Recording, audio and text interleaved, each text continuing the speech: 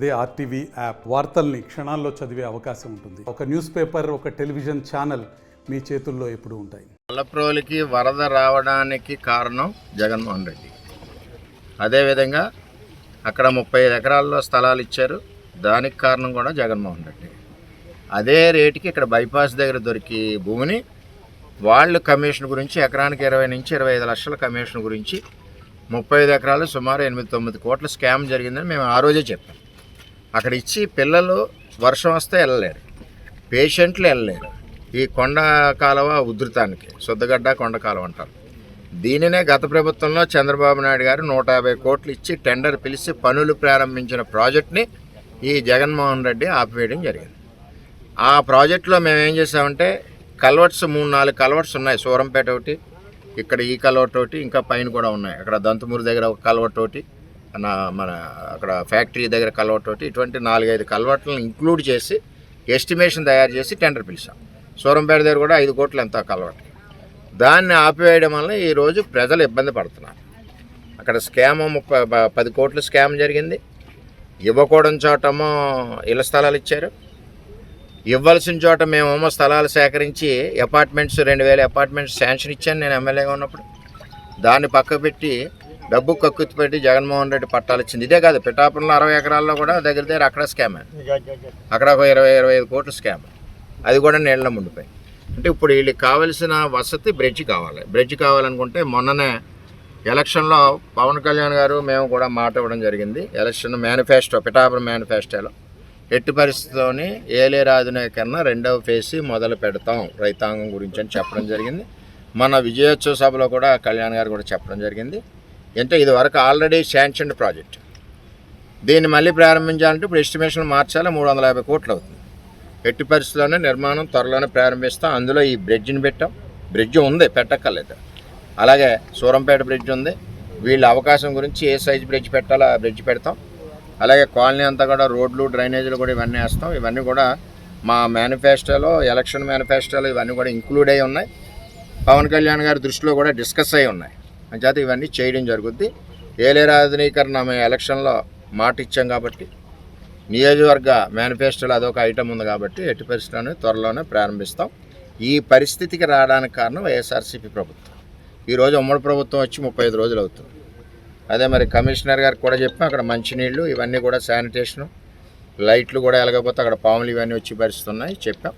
ప్రజలు కూడా ప్రశ్నించే విధంగా ఎక్కడైనా సౌలభ్యం లేకపోతే ఉమ్మడి కూటమి ప్రభుత్వం సర్వీస్ ఓరియంటెడ్ ప్రభుత్వం. అంచేత ప్రజలు కూడా ఎక్కడ ఇబ్బంది వచ్చినా ప్రశ్నిస్తే మా పార్టీ ఆఫీస్ కానీ, జనసేన పార్టీ ఆఫీస్కి కానీ, కూటమిలో ఉన్న ఏ పార్టీ ఆఫీస్కి ఫోన్ చేసినా మేము స్పందిస్తాం. అధికారులు కూడా స్పందిస్తారని చెప్పి తెలియజేస్తాం. ఇప్పుడు తెలుగుదేశం ఇప్పుడు ఉమ్మడి కూటమి ప్రభుత్వం వచ్చి 35 రోజులు అవుతుంది. గత వైఎస్ఆర్సీపీ ప్రభుత్వంలో వాళ్ళ చెంచాలు భూములు కొనడం గురించి ఎన్ని ఎకరాలు ఇది మొత్తం 30 ఎకరాలు. గత వైఎస్ఆర్సీపీ ప్రభుత్వంలో 35 ఎకరాల్లో దగ్గర 9-10 కోట్లు స్కామ్ జరిగింది. మేము ఆ రోజే చెప్పడం జరిగింది. మేము ఎన్టీఆర్ అపార్ట్మెంట్స్ కట్టడానికి మేము 10 ఎకరాలు ఇక్కడ రోడ్డు వారిని ఐడెంటిఫై చేసాం. అపార్ట్మెంట్స్ కూడా అప్పుడు శాంక్షన్ ఇచ్చారు.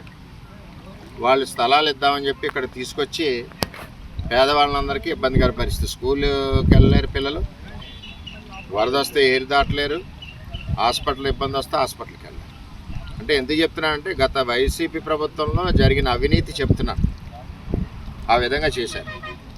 ఏదైతే అప్పుడు మేము ఏలేరు ఆధునీకరణ ఆలోచన చేశామో ఆ ఏలేరు ఆధునీకరణలో ఈ కొండకాలకు సంబంధించి బ్రిడ్జిలు ఏది కల్వర్ట్లు ఉన్నాయో ఇక్కడ ఒకటి, సూరంపేట ఒకటి, ఇవన్నీ కూడా బ్రిడ్జిలు పెట్టడం జరిగింది. అదైతే 4 కోట్లతో బ్రిడ్జ్ పెట్టారంటే టోటల్ ప్రాజెక్టులో ఇంక్లూడ్ చేశారు.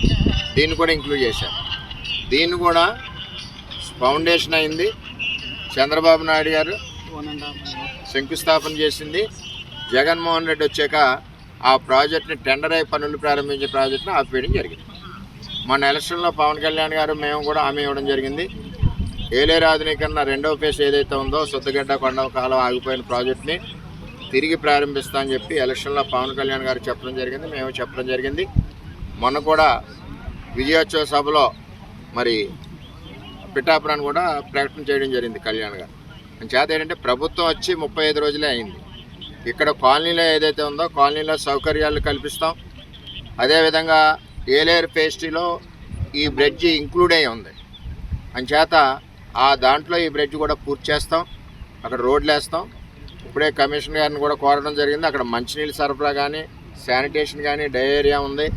కంపల్సరీగా అక్కడ ట్యాంకర్స్ రోజుకి ఎంత క్వాంటిటీ అవసరం ఉందో అంత క్వాంటిటీ ట్యాంకర్స్ వెళ్ళే విధంగా పనిచేయాలని చెప్పి కమిషనర్ గారిని కూడా కోరడం జరిగింది.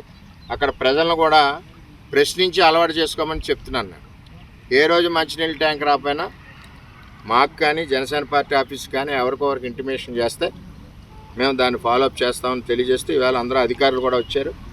మరి ఆర్డీఓ గారు, అలాగే ఎంఆర్ఓ గారు, పోలీస్ డిపార్ట్మెంట్ వీళ్ళందరూ వచ్చారు. ఎందుకంటే సేఫ్టీగా ఉండమని, ఇందులో పిల్లల్ని తీసుకురాకుండా ఈ 2 రోజులు కూడా స్కూల్కి పంపకుండా కొంచెం జాగ్రత్త తీసుకోమని కోరుతా ఉన్నాం.